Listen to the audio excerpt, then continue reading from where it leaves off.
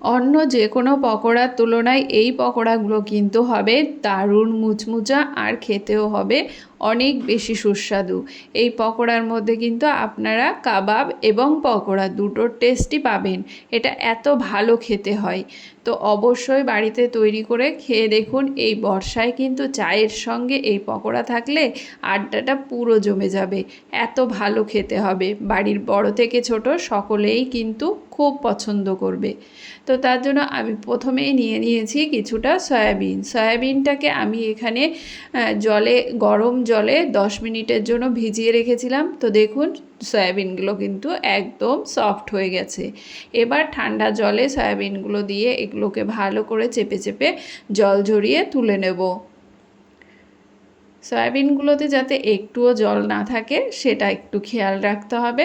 তো সুন্দর করে জল ঝরিয়ে সমস্ত সয়াবিনগুলোকে আমি এখানে তুলে নিচ্ছি। তো সমস্ত সয়াবিনগুলোকে জল ঝরিয়ে তুলে নিয়ে আমি এর মধ্যে দিয়ে দেব কিছুটা আদা, আর দিয়ে দেব দুটো কাঁচা লঙ্কা, দুটো শুকনো লঙ্কা, আর দিয়ে দেব 3 থেকে 4টে রসুনের কোয়া।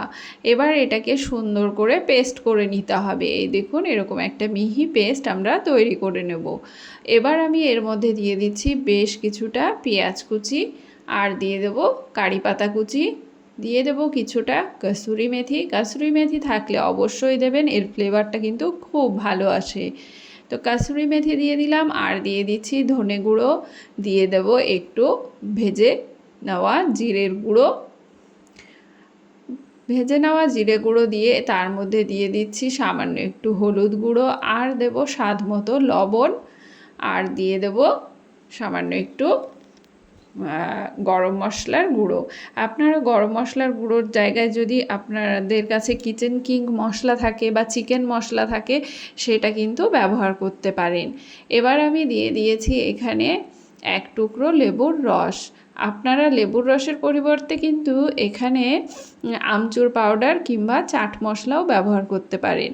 এবার আমি বাইন্ডিংয়ের জন্য দিয়ে দিচ্ছি 2 চামচ ময়দা, আর দিয়ে দেব 2 চামচ কর্নফ্লাওয়ার। এবার এটাকে খুব ভালো করে মেখে নিতে হবে। আমরা কিন্তু সামান্য একটুও জল কিন্তু এখানে ব্যবহার করব না। জল ছাড়াই এটাকে আমরা খুব সুন্দর করে মেখে নেব। এই দেখুন। আর মাখার পর যদি মনে হয় যে বাইন্ডিংটা ঠিক মতো আসেনি, সেক্ষেত্রে আপনারা কিন্তু সামান্য একটু ময়দা বা কর্নফ্লাওয়ার অ্যাড করতে পারেন। তো খুব সুন্দর করে এটাকে আমরা মেখে নেব। এই দেখুন। আপনারা কিন্তু চাইলে কারি পাতার পরিবর্তে এখানে ধনে পাতা কুচি কিংবা পুদিনা পাতা কুচিও ব্যবহার করতে পারেন।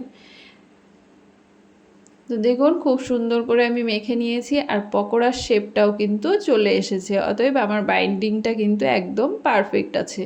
তো তেল গরম করে নিয়েছি, এবার পকোড়াগুলো তেলের মধ্যে ছেড়ে দেব। এই দেখুন আমার বাইন্ডিংটা একদম পারফেক্ট আছে, তার জন্য কিন্তু পকোড়াগুলো তেলের মধ্যে ছাড়ার পরেও কিন্তু একটুও ভেঙে যাচ্ছে না।